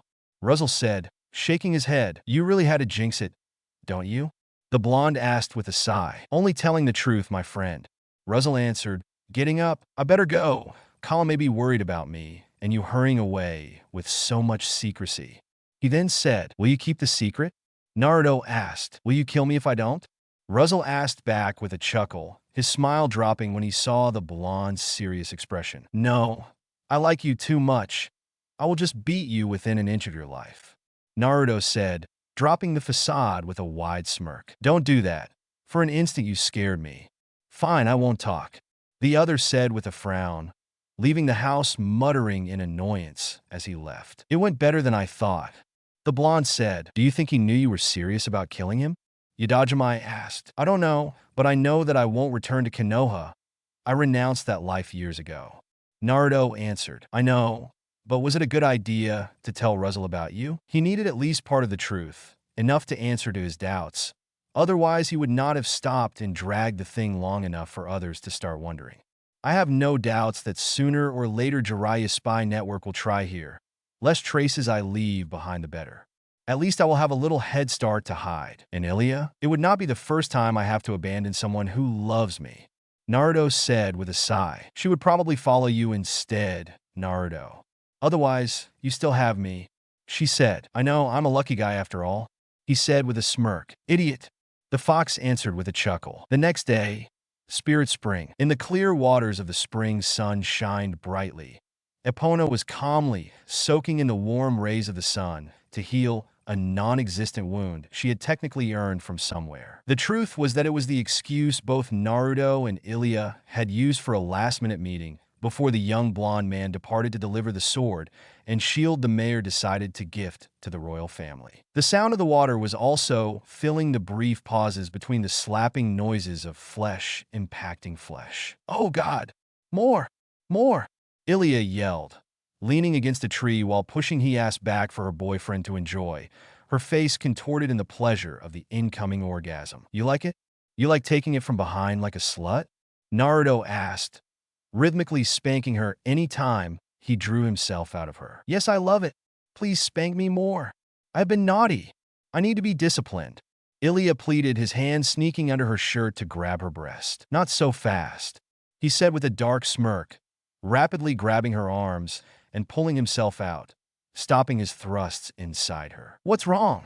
Keep going, the girl pleaded, discovering how his hold of her arms stopped her from moving by herself to keep the sex ongoing. I was thinking about how you planned to have me assault you that time years ago. Do you know anything about it? He asked casually. P planned? No, you attacked me. She tried saying, remember the vixen I told you was sealed in me? You have already met her. Naruto said, Yadajime? That bossy bitch? What did she told you? She asked, trying to sound angry instead of worried. I am not bossy. And you are the bitch here. The Biju yelled with an offended tone. She can sense negative emotions, and so can I. Usually when someone is assaulted sexually, even when under shock, negative emotions are there. I can read people, and I saw a certain degree of satisfaction under your surprise. Naruto explained. And? Ilya asked. And you were a naughty girl who seduced me. He answered, letting go of one of her arms to spank her again. You are not angry? She asked with wide eyes. Well, I am. But I love you too much to hold a grudge about this for so long, so I came up with the right punishment. Naruto answered, which is, after today, no sex for a month. He answered, what? No. You can't. It's your fault for being so oblivious to my subtle advances. You forced my hand, Ilya said in horror. I know people that are subtle, Ilya-chan. Compared to them, you were screaming your intentions towards me. He answered, then why did you never ask me out? She asked back. I told you what happened with Hinata, and why the other girls decided to pass me around in revenge for their men. I was still not in the mood to see that happen again. After our encounter, I just took responsibility. It was later that I really started enjoying being with you. He said, You asked me to be your girlfriend only out of guilt? She asked sadly. I broke every belief I had when I attacked you, so I was feeling rather bad. I'm sorry, she said. Don't be. Hey, do you want to be my girlfriend? For real this time? Naruto asked. Really? She asked, watching him nod with a wide smirk. Okay, but are you sure you will be able to stay a month without sex? Ilya asked. I lasted 3 years. What about you, Miss Pervert? He asked back, his smirk widening considerably. Come on, we made peace. You are a good guy. You can't let a girl hang like that. You love too much to do this, she said with a whine. Foolish little girl. I was holding back whenever we had sex. But now, just to be sure you will be able to last this month of punishment, I'll show you my real sexual power. The blonde said with a sneer, hooking her knees on his arms and lifting her. "Wha, what are you doing?" Ilya yelled, as she was now easily held up in the air. I will show you what happens when one with my stamina goes all out in sex. There's a reason why they all kept returning for more. Naruto answered with a smirk. Please, be gentle. I did that only because I love you. I am not a trained warrior. Ilya pleaded with a scared tone. Too late. I'll give you the rod sleeve treatment I gave to Ino the first time. Just a word of advice, though. Prepare a good excuse as to why you will walk bow-legged for several days. He answered, moving the girl up and down on his manhood at a speed guy, and Lee would have had problem matching even with the chakra gates opened. The loud, deafening howl of pleasure shocked the trees as Ilya was finally tasting what a Namikaze-style pounding was like. There was a reason if both Minato and Kushina were never seen around Konoha without a smile on their face ever since the wedding night. And now those two schools of perverseness had been fused into a single being that was rewriting the rules of sex to fit his own perverse mind while he moved with brutal efficiency in the tenderizing of Ilya's womanhood. In layman terms, he was fucking her brain out and into a limp puddle of pleasure goo. When he slammed her unceremoniously on the grass to change position so to drive himself even deeper inside her womb, a loud, thundering noise reached the spring as a giant boar-like creature busted through the closed gate of the spring. The green-skinned creature, riding it stumbling in surprise at the scene he found once arrived, scratching his horned head in confusion. Now, King Bulblin had his set of orders to carry on, and he was always happy to bring chaos and destruction in the name of his master, that's true. But he too had to stop to watch the furious act of sex in front of him with bulged-out eyes. Even Epona was staring with wide eyes at the sheer bestiality in the grunts and moans the two were letting out. Is normal for humans to mew like that, boss? One of the Bulblin that had followed their king asked, surprised. Like hell I know. Those are filthy humans. But that is too savage even for our standards. King Bulblin answered with an uncertain tone stained by barely suppressed awe. Grah! With a last roar, the blond man took out his manhood to shower Ilya with several wide shots of white, covering the panting girl in various layers of sticky spunk to cover her delirious expression of pure sexual satisfaction. What do you want? Don't you see that I am busy? Naruto asked, annoyed, finally noticing the new arrivals. Slightly taken back by the lack of proper fear his imposing appearance usually summoned into humans, King Bulblin just pointed at the big horn he was carrying with a raised eyebrow. What? Some kind of plot for world domination? Naruto asked with a sigh, pinching the bridge of his nose in annoyance after dressing back. Grua. The king nodded, still unsure about what to do. Sigh. You don't know that I will then probably take action against you and your boss? The blonde asked. Another nod was his answer. You know what? Screw this. I'm on retirement, Naruto said, sprinting forward to grab the smaller boar creature near the king by the horns, abruptly twisting the huge head to the side with a loud crack, snapping its neck and killing it instantly. Surprised by the fact that a simple human killed a fucking Bulbo with his bare hands, King Bulblin rapidly moved to blow on his war horn. The scratching, ear-piercing bleed sound echoed in the forest, opening a black tear in the sky, showing an endless tunnel of darkness. Jabidamit. Both Naruto and Yadajimai cursed as the sky turned dark, King Bulblin taking advantage of the blonde's distraction to leave the scene, with the two Bulbo-less Bulblins running behind him. Naruto looked at the empty spot in front of him, and then behind at the exhausted Ilya and the shocked Epona. A new quest? The Chibi Vixen asked, surprised. Do we have to? Naruto asked with a whine. I don't think Ruzzle will be able to face that ugly fat bastard. I fear we'll have to do this ourselves. She answered, but I wanted to have a quiet life. The blonde said, dropping his shoulders with another whine. I know, but maybe it won't take long. The giant fox said, Uff. Okay. He answered, lifting Ilya and using a clone to carry her back to Orden with Epona. I'll be okay. You take Ilya home and pay attention, okay? Naruto asked, petting a little the female horse that bumped her head on his chest with a sad expression. I'll be back soon. Don't worry, he answered, giving her back a little spank so to have her move. Luckily, you took the storage scroll with your gear before leaving. Do you still have the sword and shield? Yadajimai asked. Yes, but I think the royal family will have more pressing problems than receiving this. Naruto answered. You are right, still, keep it safe. It would be a pain saving their collective asses and then getting scolded for losing those pieces of scrap metal. Yadajimai answered. Yeah, let's go. The sooner we resolve this, the happier I will be. The blonde answered, sprinting in the direction King Bulblin took to leave the scene. It was a surprise for Shinobi and Biju to find a tall barrier of dark energy with strange spiraling symbols in front of them, blocking their path. Blast it to pieces. We have no time to waste. The vixen said, annoyed. Incoming, Naruto answered, but before he could gather chakra for his Rasengan, a huge black hand grabbed his head to drag him through the barrier and in an endless darkness. Oh, for fuck's sake, the blonde had the time to say before fainting from an unknown force. Neither he or Yadajimai noticing how the seal, holding the Biju, momentarily flashed dark red in an ominous way. Unknown time later, unknown location. The room was a damp, solitary cell. A little dripping of water from the ceiling rhythmically falling on Naruto's nose, making him wake up with a low groan. Where are we? He asked, shaking his body to shock the soreness of his muscles. Mama, I found you, a girlish voice said with a giggle. The fuck are you? Naruto asked. Ooh, aren't you scary? A cute, huge-sized fox with its pretty 10 tails. You can even talk. The small creature said happily. She, as the voice sounded female, was a tiny creature with black and white skin with both colors twisting and turning to give to her own skin the appearance of a dress. Greenish runes on her arms, ears and legs, and a stone-made helmet on her head covering her right eye, showing fiery red hair on top of it. Her comment, though, brought out a more important set of problems. Duh?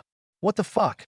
The former blonde yelled, looking down, taking notice as to why his voice sounded different with a more deep tone and with an echo-like background. Apparently, during his forced sleep something happened, and he was now a small replica of Yadajimai complete with blood-red fur, 10 tails, and slightly longer ears than normal. One of his legs had been chained to the floor. He was also fairly large, probably as big as Akamaru was back in Konoha, if not more. Wait a second. I need to check something, the fox asked with a voice tainted by a scared edge. As long as you hurry up, the tiny creature said with an annoyed yawn. Inside the seal, retreating inside the seal, that he also noticed was now prominent in his fox form's belly, Naruto could see that he was still human. Letting out a breath of relief, he walked towards the huge vixen, worried about what she went through. When a pair of human arms encircled his neck and a large set of breasts went pressed against his back, the blonde couldn't stop a whimper from escaping him. Guess who is now in human body? Apparently whatever happened switched our beings. Fox for you and smoking hot babe for me. Luckily in your mind you are still human, so we can have fun together, Yadajimai said with a sing-song voice. She was now looking very similar to the blonde's mother Kushina, only with a less round face and fox ears still present on the top of her head. It had happened. The possessive vixen now had a human body. He could no longer use her being a giant fox to have their relationship progress at a normal pace. He whimpered again. She just nibbled on his ear. Hooray? He said, trying to sound convincing. Don't worry for now, we'll just focus on getting out of here, then we'll have our fun. Because we will have fun together, right? The fiery red-haired woman said, her tone turning darker as she grabbed the front of his pants with a strong grip. Of course, but I don't think I'll be able to use my techniques. I don't have hands anymore, Naruto said, ignoring her licking his neck and cheek. You still should be able to walk on walls and water and make your muscles stronger with chakra. The principle is the same as to when you were in a human body. It will just be a matter of getting used to different muscles and body structure. But I'm a fox, so I know how to do this. By the time we will leave this place, you will be perfect. Darling, she answered, punctuating each word with a small bite to his neck. Okay, he answered, sighing in defeat at the new development. Back to the real world. Okay, seems that everything is okay, Naruto said with a new sigh. That took surprisingly less time than what I thought. You just spaced out for a second or two. The creature said, not even trying to hide her complete lack of interest. In the world of mind and spirit, time flowed differently. He answered, dropping his head down. Are you sure you want to be doing that? Sighing and moaning all day. It doesn't seem to suit you at all, she asked with a smirk. Don't tempt me. I may not be a more intimidating animal like a wolf, for example, but I can still bite, Naruto warned her. Well, that's too bad. You were chained down, and I was planning on helping you. If you were nice, she said with a giggle. Without missing a beat, the foxified blonde looked at the chains for an instant. Then, following Yadajima's suggestions, he tried to focus as much chakra as he could on his legs before pulling abruptly, making the chains whine under the stress and the various links stretch out almost to the breaking point. Pretty strong for a human, aren't you? Oops. But you aren't a human anymore, are you? You're a beast. The small creature said with a laugh, jumping rapidly away as with another jump the big fox broke the chains and almost took her arm off with a bite. Quite angry too. Be a good boy and calm down. No need to bite, she said with another laugh, her body turning into a mass of bubbles like spheres to phase through the bars, looking at him with a wide, unnerving smile. So, you were wondering where exactly are we? She asked. I am so going to tear you in half if you don't stop, Naruto answered. No need to be grumpy. Smile a little. You know what? I'll make you a deal. If you can get over here, maybe I'll tell you, she answered. In any way? Naruto asked. Of course. Even if I don't think that a big guy like you can. Scry. Clang. While the small creature was taunting him, the former blonde had bitten down on the bars, biting one off so to leave enough space for him to sneak out. Damn, you sure have a strong jaw, she muttered with a little nod, her voice gaining the faintest trace of respect. To Naruto's surprise, she just moved to sit on his back with a wide smile on her face. You even have a very soft fur. Very nice, she said, patting playfully of his side. Thanks, I groom it every day, he answered with voice dripping in sarcasm. See? You can be funny if you wanna. Luckily, you are not one of those silent heroes that never make a sound no matter what, the creature said, sounding even more happy. What now? He asked. What now? Simple. Since I like you, I think I'll get you out of here, she answered, patting his head in affection. But in exchange for my help, you have to do exactly as I say, she then added, playfully pulling his ear. Geez. Thank you, Naruto answered in sarcasm, slapping the back of her head with one of his tails. Ooh. I think we will get along just fine. Come on. Hurry up and let's go, the creature said, slapping the young man's back. I am going, he muttered, sprinting forward, following the small girl's directions. The place was in complete ruins. Pieces of wall were scattered everywhere, and whole staircases were missing huge chunks, signifying that wherever Naruto was, it had recently hosted a fierce battle, as the smell of smoke was still strong in the air. Following the small creature's direction, the foxified shinobi traveled through mazes of corridors and ruined cells, Yadajimai talking almost incessantly to keep him calm as spirits seemed to haunt every place they walked into, making his old fear of ghosts come back with a vengeance. But the more he ran through the ruins, the more he got accustomed to his new body, the superior speed and agility being a nice bonus together with a new boost to his senses. He still couldn't walk long tracks on walls and water, but he was getting a hang on it, and the surprised expression on his companion's face had been priceless. She was also a source of questions for Naruto. She said she was a girl and nothing else, but the fact that she could float around as she wished was kinda disconcerting to him, even if it resembled Inoki's own floating to him. Even her hair seemed alive as she had more than once pointed in a direction, using those after shaping it into a huge hand. He could not read a single thing about her no matter how hard he tried. She was too different from what he had been used to see. She was also annoyingly teasing him every now and then, keeping the information about where he was few inches from his nose without telling, and the jokes about his being a pretty foxy and the like were starting to erode his nerves. Was that island filled with cannibals he encountered on the road to Hyrule so bad after all? He was starting to wonder if getting hunted down by man-eating humans could have been so bad compared to whatever twisted creatures he was faced with at the moment. After a long journey, Filled with demonic-looking bats, Naruto was forced to bite in two since the girl on his back casually didn't notice.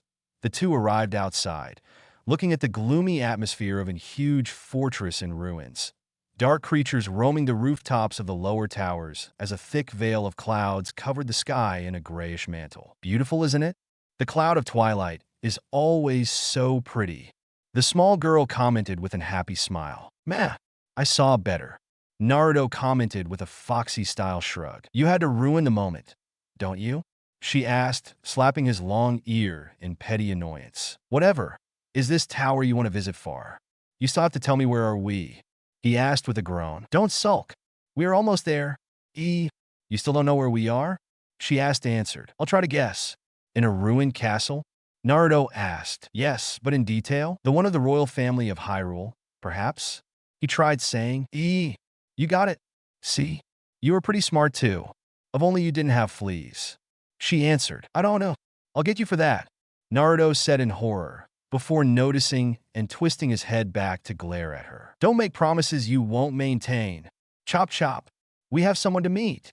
The small girl said, kicking his sides to make the big fox move. Shaking his head at the small annoyance perched on his back, the transformed shinobi dashed forward at Mach speed, pleased to hear the girl curse between clenched teeth as she tried valiantly to be bucked off of him, while holding for dear life onto his fur. After a short while they arrived in a solitary tower, the small creature pulling Naruto's ears with brute force and a sneer once he stopped. Don't do that!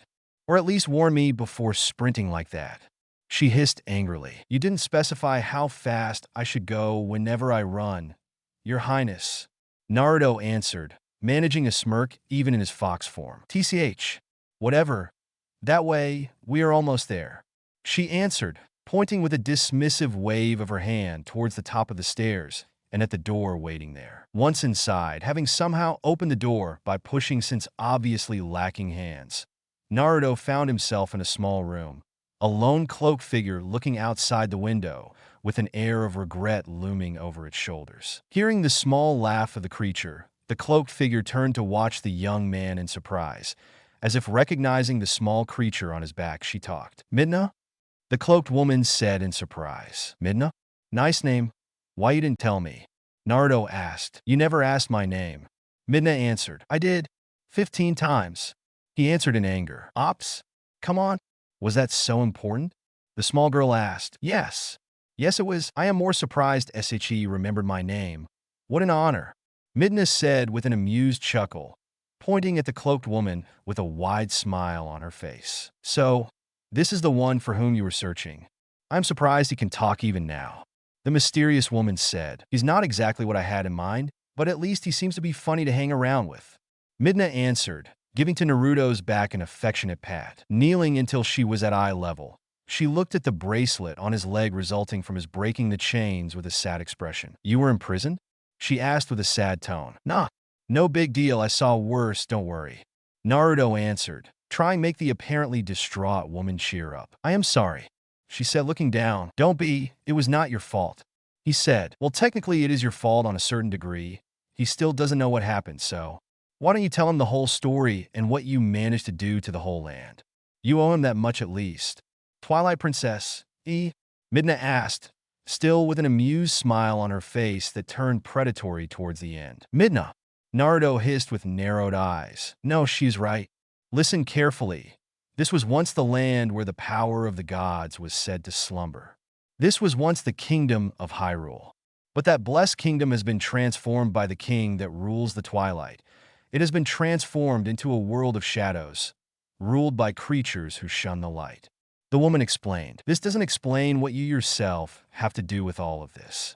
Naruto said, sitting down while Midna floated in a sitting position near him. It seems so long ago. We were attacked by those creatures. Me and the soldiers fought valiantly against the invading forces of the Twilight, but we were unable to defeat them. The siege reached the throne room where we had our last stand against them. When we reached the breaking point, the king of the Twilight gave me a choice. The woman said, lowering her head once again. A choice? Naruto asked. Life or death? Surrender or die? I was given a choice whose result would have reflected on all Hyrule. I had no choice but leave him victorious in our encounter. succumbing to his rule to save the ones still alive after his first attack. She answered, "You should have fought until the end." Naruto answered with a bitter tone, shaking his head. "I had no choice. The lives of everyone depended on me," she said in anger. "So? It was your responsibility to protect them." He countered, "You don't understand. After that, twilight covered everything like a shroud. And without light, people became as spirits. Within the twilight they live on, unaware that they passed into spirit forms. But they are still alive." The woman said with narrowed eyes, "And you call that being alive?" "They are scared probably. The fearsome nameless evil without even knowing what he looks like. I am a shinobi, a mercenary warrior. I know how it works. From where I come from, war was every day on the doorstep, the civilians never noticing it, but me and the others were always sleeping with an eye open in case a call to arms was being issued. Why do they have to suffer for your choice? Where is the royal family that should protect them?" Naruto answered, "I am here. The kingdom may have succumbed to Twilight, but I remain its princess. It's my duty to protect them no matter what. If you want to hate me, so be it. I am Zelda, Princess of Hyrule, and I will do whatever it takes to protect my people."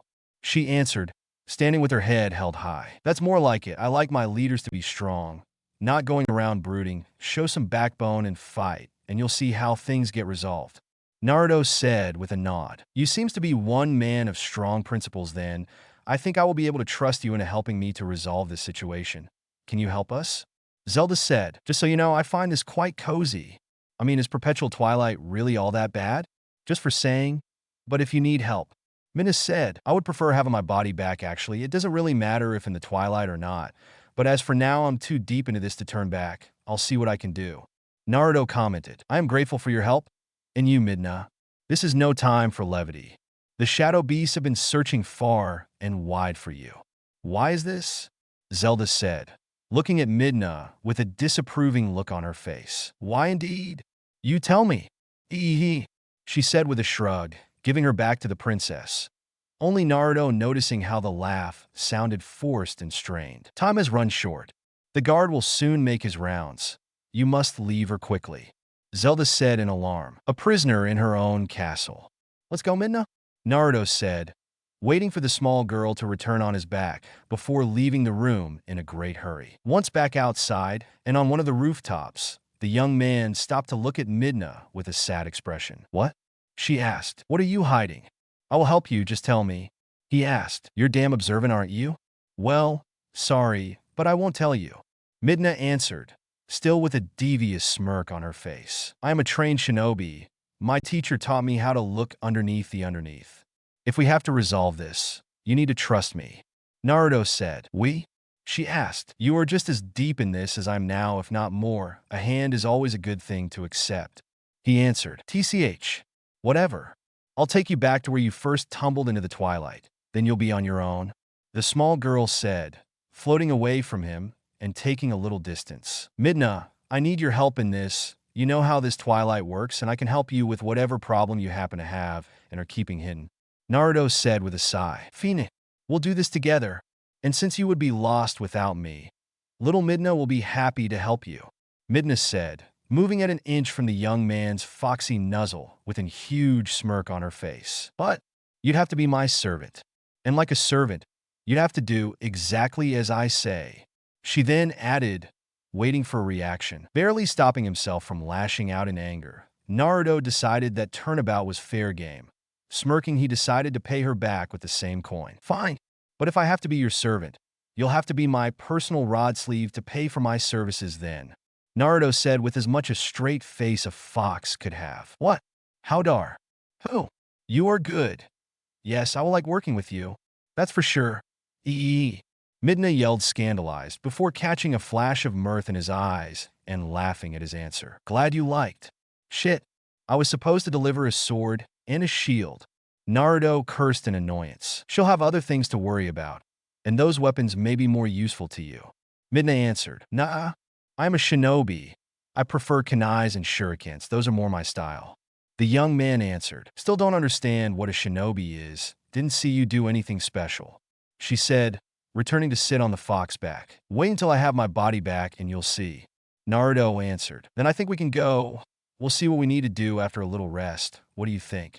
she asked. Before he could answer, Naruto could feel his own body dissolve into nothingness before a strong pull forced his whole being to shot forward towards a portal very similar to the one King Bubblen opened back in the Spirit Spring. Spirit Spring, an instant later, when the young man opened his eyes, he could see to his dismay that he was still in the body of a huge fox with 10 tails. Looking around, he could not find Midna either. "Where are you?" Naruto asked. "Somewhere. You saw that even by leaving that darkened realm you are still a fox. Well, you won't turn back anytime soon, I fear. A pity, though. I wanted to see what the real you looked like." Midna's disembodied voice echoed around the blonde. "Why?" he demanded. Not telling. Consider it a revenge for your comment about my becoming your rod sleeve."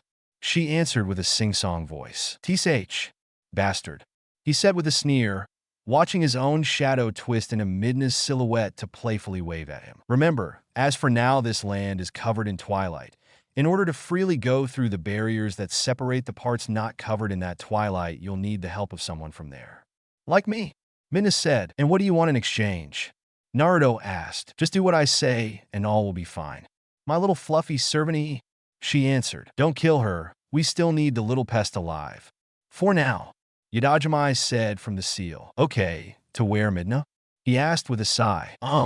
Let's see," she muttered, lifting herself from the ground like a translucent mass of shadows to take a thinking pose. "Let's go back to your village to see if your friends are still all right. Last thing we need is to have to save them as well," she then said, returning in Naruto's shadow. "The children," a distraught voice screamed loudly, shocking the trees of the forest. "Too late, Midna said from the shadows, laughing at Naruto's desperate expression. "Why troubles have to follow me?"